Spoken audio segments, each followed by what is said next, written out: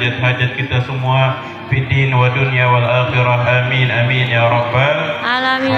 Alhamdulillah, kita bersyukur kepada Allah Subhanahu wa taala atas limpahan karunia serta nikmat yang Allah berikan kepada kita. Terkhususnya adalah nikmat Islam dan nikmat iman, yang dimana dengan nikmat-nikmat inilah Allah Subhanahu wa taala memberikan kita bimbingan serta kasih sayang, sehingga kita dapat mengikuti petunjuk yang Allah berikan melalui kekasih Allah Nabi kita Muhammad sallallahu alaihi wasallam. Dan terus ilmu dan kasih sayang ini Allah Subhanahu wa taala curahkan dari Rasulullah kepada para sahabat radhiyallahu anhum, dari para sahabat kepada para tabi'in, terus kepada para ulama amilin, dan terus rahmat serta kasih sayang ini Allah Subhanahu wa taala berikan kepada umat Nabi Muhammad sallallahu alaihi wasallam atas dasar hidayah dan taufik dari Allah Subhanahu wa taala, sehingga malam hari ini kita sama-sama dapat merasakan kasih sayang Allah, kasih sayang Nabi kita Muhammad sallallahu alaihi wasallam. Allah mengumpulkan kita dalam zikir, Allah mengumpulkan kita untuk bersolawat, Allah mengumpulkan kita untuk mendapatkan ilmu yang bermanfaat, Allah kumpulkan kita untuk sama-sama bermuajahah, Allah kumpulkan kita untuk bersilaturahim, Allah kumpulkan kita yang dimana perkumpulan ini adalah sebagaimana yang disampaikan oleh Rasulullah, raudhatun min riyadil jannah, taman daripada taman surga.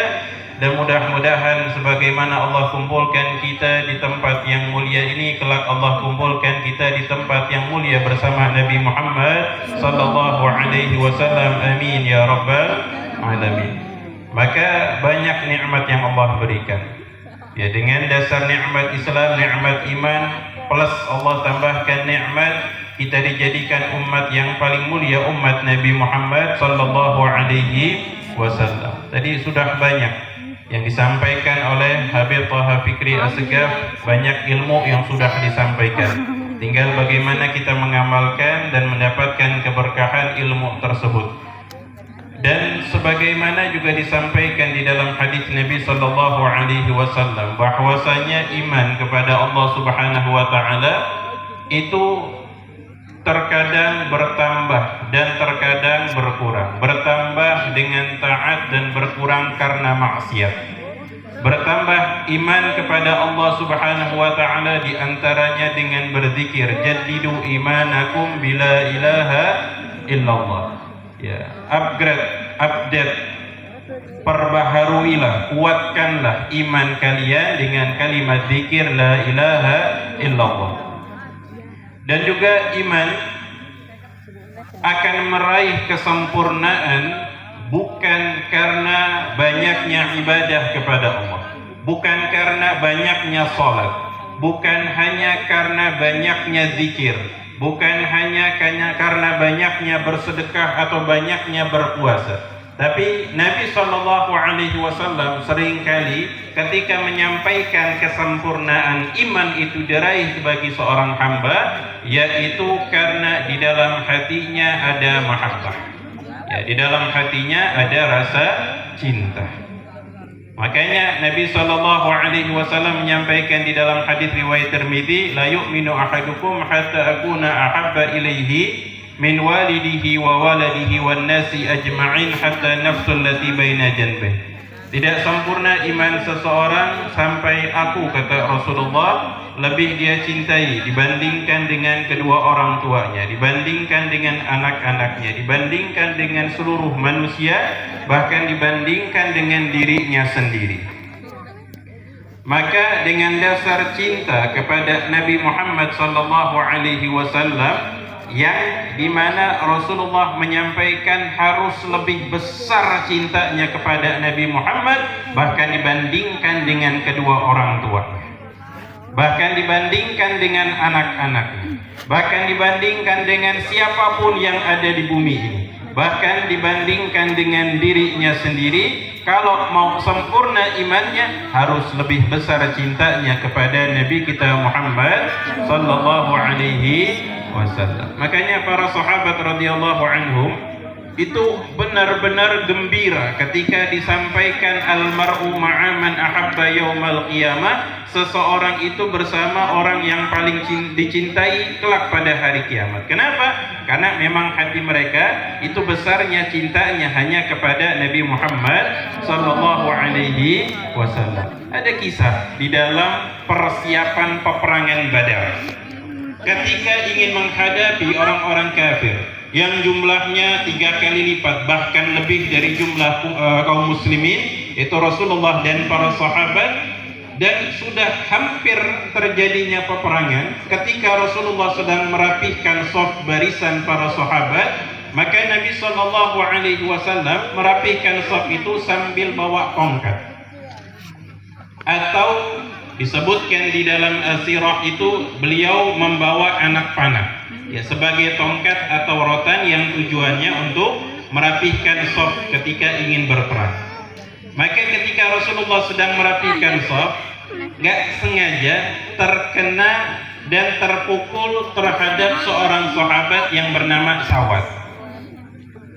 Maka sahabat Sawat ini gak terima kalau beliau ini kena pukul sama Rasulullah. Bayangkan, ini sudah mau perang. Ya, ini orang-orang kafir sudah siap. Abu Jahal, Umayyah bin Khalaf, pokoknya musuh-musuh Islam itu sudah siap ingin menyerang umat Islam dengan persiapan persenjataannya, dengan kudanya, dengan segala hal. Ketika ingin perang, Sawat ini pakai bilang sama Nabi Muhammad, "Ya Rasulullah, saya nggak terima engkau pukul saya." Ini kira-kira yang lain pada pegel nggak sahabat? Pegel. Bayangkan, ini sudah mau perang, ente masih mau ngajak ribut ini. Yang diajak ribut Nabi Muhammad lagi. Yang diajak debatnya Rasulullah. Bilang, "Ya Rasulullah, saya nggak terima engkau pukul saya." Akhirnya kata Nabi Muhammad, "Kalau gitu balas." Ya, balas. Ya, sahabat yang lain sudah marah, tapi ditenangkan sama Rasul, udah biar Sawat balas. Ketika Sawat ingin membalas, kata Sawat, "Ya Rasulullah, tadi ketika engkau mukul saya nggak pakai baju." Ya, nggak terima. Ketika engkau pukul saya nggak pakai baju, hanya menutup aurat dan menggunakan sorbannya, ya, menutup sebagian badannya. Yang terkena langsung kulit. Nggak terima. Diminta agar Rasulullah melepas pakaiannya. Bayangkan, ini sahabat tambah geram, yang lain. Tapi Nabi Shallallahu Alaihi Wasallam tetap tenang. Rasulullah membuka pakaiannya. Ya, sebagian daripada tubuhnya dibuka oleh Rasulullah dan paling indah tubuhnya Nabi Muhammad Shallallahu Alaihi Wasallam. Maka Sawat ini melempar anak panah tadi memeluk perutnya Nabi Muhammad Shallallahu Alaihi Wasallam. Dipeluknya Nabi Shallallahu Alaihi Wasallam sambil menangis. Berkata, "Ya Rasulullah, jangan sampai saya wafat ketika perang ini berlangsung sedangkan kulit saya belum menyentuh kulitnya." Ya, belum menyentuh kulitnya Nabi Muhammad sallallahu alaihi wasallam. Maka Rasulullah memeluk Sawat dan mendoakan kebaikan untuk Sawat. Di antaranya Allah haramkan neraka baginya karena menyentuh kulit mulia Nabi Muhammad sallallahu alaihi wasallam. Sawat berperang wafat dalam keadaan syahid. Harapannya dikabulkan oleh Allah Subhanahu wa taala.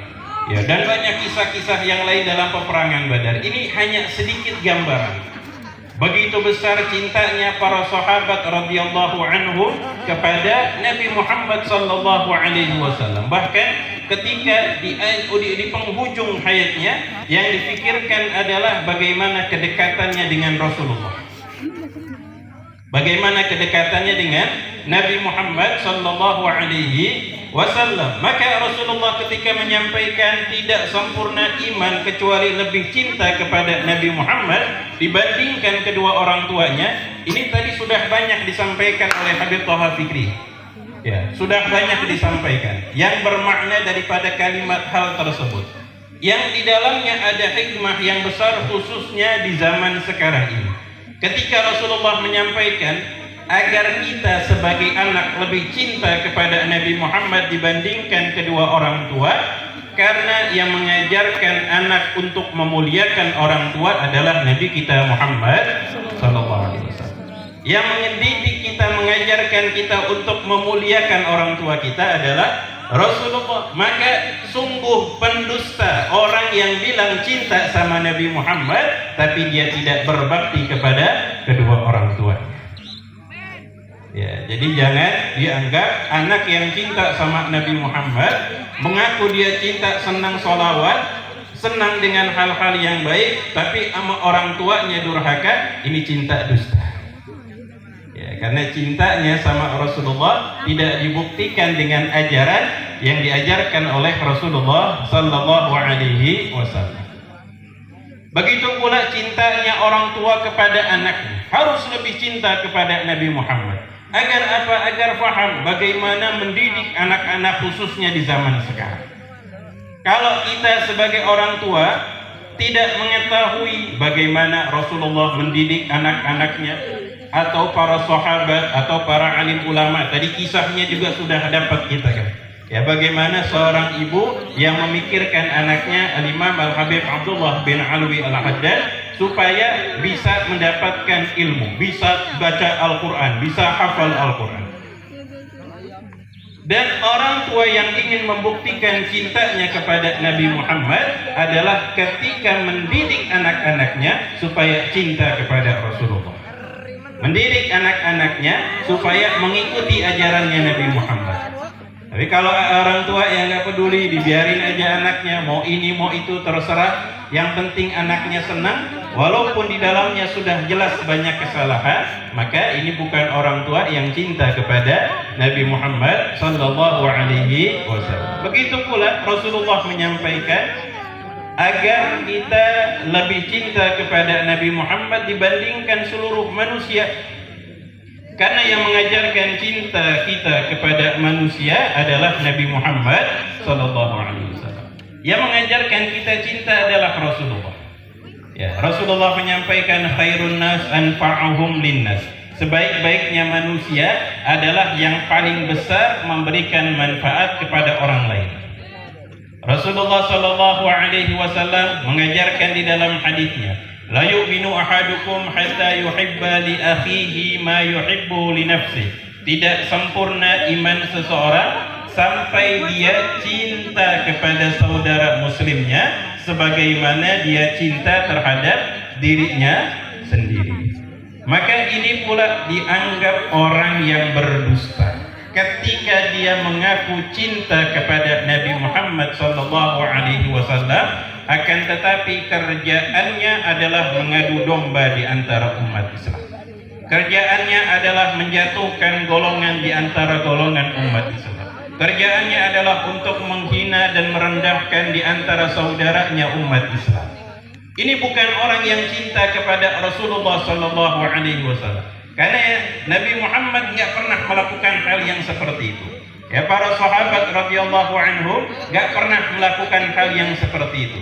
Begitu pula daripada ahlul baitun Nabi, Sayyidina Hasan, Sayyidina Husain dan seterusnya, bukan orang-orang yang seperti itu. Ya, bahkan Sayyidina Hasan itu ketika beliau dalam keadaan sakit yang parah. Beliau itu sakit parah ketika itu selama 40 hari setelah diracun. Sayyidina Husain datang kepada Sayyidina Hasan bertanya, kalau engkau tahu orangnya, kita hukum. Ya, pelaku yang meracuni Sayyidina Hasan. Kata Sayyidina Hasan, kalau seandainya prasangka saya benar bahwasanya dia yang meracuni diriku, maka biarkan dia, saya sudah maafkan. Dan kalau seandainya prasangka saya ini salah dan saya sudah menuduh orang tersebut, justru saya yang akan berdosa. Ya, jadi bahkan sama orang yang mencelakai beliau saja beliau enggak marah, sudah dimaafkan. Bahkan yang menyebabkan beliau wafat karena diracun saja beliau sudah memaafkan sebelum beliau wafat. Ya, ini sifat yang mulia, ya, sifat yang diturunkan dari Nabi Muhammad kepada sahabat, para ulama kita, yang dimana Nabi Sallallahu Alaihi Wasallam mengajarkan cinta, bukan mengajarkan ribut, ya, bukan mengajarkan untuk saling mencaci maki, bukan mengajarkan untuk siapa yang paling hebat, siapa yang paling benar. Merasa egonya adalah saya yang benar, semua salah. Na'udzubillah min dzalik. Ya, jadi kita perlu hati-hati zaman sekarang. Ya, zaman serba mudahnya kita mendapatkan informasi, tapi harus menjaga setiap informasi yang kita dapatkan dan perlunya kita mengklarifikasi. Kenapa Rasulullah menyampaikan di dalam hadisnya, kafa bil mar'i kadziban an yuhadditsa bikulli ma sami'a. Cukuplah orang itu dianggap pembohong ketika dia terus menyampaikan setiap apa yang dia dengar. Ya, jadi hati-hati ya, yang buka WhatsApp di grup itu kalau ada info yang masuk jangan langsung main sebarin aja. Mau itu berkaitan dengan syariat, mau berkaitan dengan kesehatan, coba dicek-cek dulu benar nggak info yang didapatkan. Ya, yang itu berkaitan dengan hukum, berkaitan dengan ilmu, berkaitan dengan apapun, maka jangan mudah kita menyebar informasi yang kita dapatkan sebelum kita benar itu info adalah info yang valid. Ya, bukan info yang salah. Apalagi sampai terkadang menyebarkan tentang hadis maudhu yang bukan disabdakan oleh Nabi Muhammad SAW, tapi karena ngedapetin, ngelihat pahalanya banyak, langsung disebarin. Maka ini perlu hati-hati, khususnya zaman sekarang, zaman sosial media. Mudahnya kita mendapatkan informasi bukan berarti mudahnya kita menyebarnya. Karena Rasulullah ingatkan hati-hati, cukup orang itu dianggap pembohong ketika dia mudah menyebarkan setiap info yang dia dapatkan. Maka kembali ke hadis yang tadi, orang yang ingin membuktikan cintanya kepada Nabi Muhammad adalah orang yang saling mencintai dan saling menghormati. Lalu yang terakhir, Rasulullah menyampaikan agar lebih cinta kepada Nabi Muhammad bahkan dibandingkan dengan dirinya sendiri, karena kembali ini pun penting khususnya di zaman sekarang. Orang-orang yang mengaku cinta kepada Rasulullah SAW, maka perlu dibuktikan. Sudah disampaikan, poin yang kelima diantaranya adalah menghidupkan sunnah-sunnahnya Nabi Muhammad SAW. Dari yang kecil tadi sudah disampaikan oleh Habib Fikri. Ya, dari sebelum mau tidur baca doa. Apa doa sebelum tidur? Bismika Allahumma ahya wa bismika amut. Bangun tidur baca doa. Apa doa bangun tidur? Alhamdulillahilladzi at'amana wa saqana. Pada lapar kayaknya. Kelamaan gitu. Alhamdulillahilladzi ahyana ba'dama amatana wa ilaihi. Doa bangun. Amalan-amalan sunnah dari yang kecil kadang-kadang kita sudah lupa. Mau tidur yang dibaca WhatsApp. Padahal sudah sering kali saya sampaikan, masih sampai sekarang ya Bu ya. Masih Bu. Mau tidur baca WhatsApp. Bangun tidur baca WhatsApp.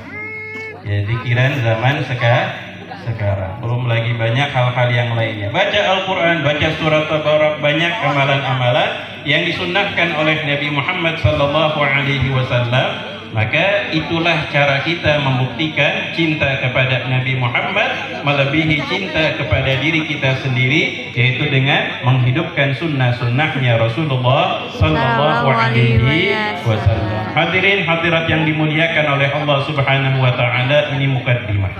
Ya, tadi Habib Fikri bilangnya lama, tahu-tahu sebentar. Saya bilangnya sebentar, tahu-tahu lama. Ya, mukaddimah. Yang poin ingin